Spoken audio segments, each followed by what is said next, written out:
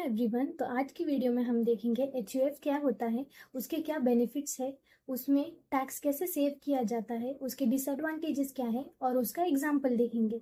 तो चलो देखते हैं। सबसे पहले हम देखते हैं एचयूएफ क्या होता है। एचयूएफ मतलब हिंदू अनडिवाइडेड फैमिली। इसमें सोल प्रोप्राइटरशिप बेनिफिट्स ले सकता है। ये एक सेपरेट एंटिटी है जो टैक्सेस के लिए बनाई गई है। इसमें सब मेंबर्स मिलके एचयूएफ फॉर्म होता है। इसमें मेंबर्स होते हैं पेरेंट्स, चिल्ड्रंस और बाकी रिलेटिव्स। तो ये सारे मेंबर्स मिलके एचयूएफ फॉर्म होता है। इसमें टैक्स बेनिफिट्स मिलते हैं जो बाकी इंडिविजुअल्स को भी मिलते हैं। तो एचयूएफ का अलग टैक्स पे करना पड़ता है और सारे मेंबर्स का अलग टैक्स रिटर्न फाइल करना पड़ता है। तो आगे हम देखेंगे एचयूएफ अकाउंट रूल्स। तो उसमें सबसे पहले है फॉर्मेशन, मतलब एचयूएफ कैसे फॉर्म किया जाता है। तो कोई भी मैरिज के बाद एचयूएफ फॉर्म कर सकते हैं जिसमें मेंबर्स होंगे पेरेंट्स, चिल्ड्रंस। फिर एचयूएफ के लिए एलिजिबिलिटी क्या क्या होती है वो हम देखेंगे। तो इसमें हिंदूज, बुद्धिस्ट, सिख्स, जैन्स ये सब एलिजिबल होते हैं एचयूएफ फॉर्म करने के लिए।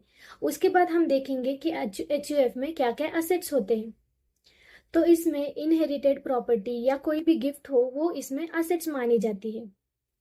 फिर हम आगे देखेंगे कि एचयूएफ में बैंक अकाउंट पैन होता है क्या। तो एचयूएफ के नाम पे बैंक अकाउंट होना चाहिए और उसका एक अलग पैन कार्ड भी होना चाहिए। फिर आगे है इनकम एंड डिस्ट्रीब्यूशन। तो जो भी इनकम एचयूएफ से मिलती है वो मेंबर्स में इक्वली डिस्ट्रीब्यूट करना पड़ता है। तो नेक्स्ट है एचयूएफ टैक्स बेनिफिट्स। तो पहला बेनिफिट है separate tax filing and run own business. तो एचयूएफ उसका खुद का बिजनेस रन करता है और basic slab tax limit exemption claim करता है बाकी इंडिविजुअल्स के जैसे। और एचयूएफ उसका खुद का टैक्स रिटर्न भी फाइल करता है और उनके मेंबर्स का भी अलग टैक्स रिटर्न फाइल करना पड़ता है। टैक्स रिटर्न फाइलिंग के लिए एचयूएफ का डिस्टिंक्ट पैन यूज करना पड़ता है। फिर नेक्स्ट बेनिफिट है tax free gifts and investments. तो 50,000 तक के गिफ्ट्स पे टैक्स फ्री होता है और मनी इन्वेस्ट की जा सकती है टैक्स फ्री मनी इन्वेस्टमेंट्स में। फिर नेक्स्ट बेनिफिट है claim deductions and tax rates. तो बाकी इंडिविजुअल्स के जैसे एचयूएफ भी डिडक्शंस क्लेम कर सकते हैं जैसे कि एटीसी, एटीडी। और टैक्स रेट्स भी बाकी इंडिविजुअल्स के जैसे सिमिलर ही होते हैं। तो नेक्स्ट बेनिफिट है इंश्योरेंस पॉलिसीज एंड पे सैलरीज। तो इंश्योरेंस पॉलिसीज ले सकते हैं मेंबर्स के लिए और जो भी इनकम होती है उसके अंदर से सैलरीज डिस्ट्रीब्यूट की जा सकती है मेंबर्स को इक्वली। तो अब हम देखेंगे एचयूएफ के क्या क्या डिसएडवांटेजेस होते हैं। तो सबसे पहला है equal rights to members. HUF का सबसे बड़ा डिसएडवांटेज ये है कि इक्वल राइट्स देने पड़ते हैं सारे मेंबर्स को। तो अगर कोई भी कॉमन प्रॉपर्टी सेल करनी हो तो सब पार्टनर्स का कंसेंट होना जरूरी होता है। अगर न्यू मेंबर ऐड हो जैसे कि बर्थ या मैरिज तो उसमें भी सेम राइट्स सबको मिलने चाहिए। तो एचयूएफ मैनेज करना उसमें थोड़ा मुश्किल हो जाता है। फिर नेक्स्ट डिसएडवांटेज है पार्टीशन। तो ये एक सबसे बड़ा डिसएडवांटेज होता है एचयूएफ का, जो पार्टीशन होता है। मतलब अगर एचयूएफ बंद करना हो तो उसमें सबसे पहले पार्टीशन करना पड़ता है। सारे मेंबर्स को इसमें एग्री करना ज़रूरी होता है और फिर पार्टीशन में सारे असेट्स भी इक्वली डिस्ट्रीब्यूट होने चाहिए। तो इसकी वजह से एचयूएफ में काफ़ी सारे डिस्प्यूट्स पैदा हो जाते हैं। फिर नेक्स्ट डिसएडवांटेज है जॉइंट फैमिली लूजिंग रेलेवेंस। तो एचयूएफ सेपरेट लीगल एंटिटी है। जैसे आजकल न्यूक्लियर फैमिलीज होते हैं तो उस वजह से एचयूएफ को ज़्यादा केसेस में फैमिलीज में कपल्स में झगड़े की वजह से एचयूएफ की इम्पोर्टेंट कम हो रही है। नेक्स्ट डिसएडवांटेज ये है कि एचयूएफ में पार्टीशन होने तक टैक्स रिटर्न फाइल करना होता है।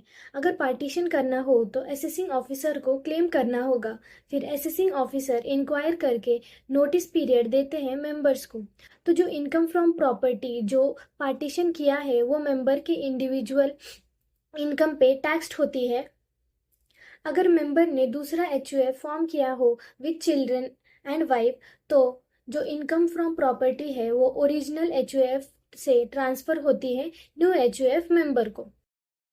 तो अब हम देखेंगे income tax rates for HUF. तो ओल्ड रिजिम में अगर इनकम 0 to 2.5 लाख तक है तो रेट नील होगा। अगर इनकम 2.5 लाख से 5 लाख तक है तो 5% रेट होगी। अगर इनकम 5 लाख to 10 लाख तक है तो रेट 20% होगा और अबाउट 10 लाख इनकम पे रेट 30% होगा। और न्यू रिजिम में अगर इनकम 0 to 3 lakhs है तो नील रेट होगा। इनकम अगर 3 to 7 lakhs है तो 5% रेट होगा। 7 to 10 lakhs इनकम पे 10% रेट होगा। 10 to 12 lakhs इनकम पे 15% रेट होगा। 12 to 15 lakhs इनकम पे 20% रेट होगा। अबव 15 lakhs 30% रेट होगा। तो अब हम एचयूएफ का एक एग्जाम्पल देखेंगे जिसमें फादर की डेथ हुई हो और मिस्टर राज अग्रवाल स्टार्ट करते हैं एचयूएफ को। उसकी वाइफ, सन और डॉटर उसमें मेंबर्स होते हैं। तो मिस्टर राज के कोई सिबलिंग्स नहीं है तो वो सारी प्रॉपर्टी जो उसकी फादर की है वो मिस्टर राज के नाम पे ट्रांसफ़र होती है और वो प्रॉपर्टी मिस्टर राज एचयूएफ में लगा देते हैं। तो वो प्रॉपर्टी से एनुअल रेंट आता था ₹7.55 लाख। तो मिस्टर अग्रवाल की सैलरीड इनकम है ₹20 लाख। तो एचयूएफ क्रिएट करने के बाद मिस्टर राज कैसे टैक्स सेव करते हैं वो अब हम देखेंगे। तो सबसे पहले हम देखेंगे मिस्टर राज के एचयूएफ फॉर्मेशन के पहले कितनी टैक्सेबल इनकम होती थी और कितना टैक्स पेएबल आएगा उस पर। तो मिस्टर राज की इनकम 20 lakhs है और हाउस रेंट प्रॉपर्टी है 7,50,000 की। तो हाउस रेंट प्रॉपर्टी पे 30% स्टैंडर्ड डिडक्शन होगा जो है 2,25,000। तो मतलब अमाउंट है 5,25,000 इनकम फ्रॉम हाउस प्रॉपर्टी की। तो सैलरी और income from house property add करके हमें टोटल टैक्सेबल इनकम मिलेगी जो है 25,25,000।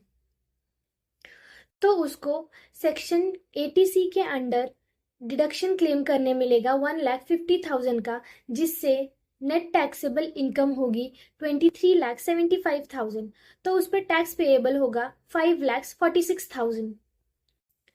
तो ये कैलकुलेशन ओल्ड रिजिम के स्लैब रेट पे है जिसमें health and education cess of 4% भी लगाया गया है।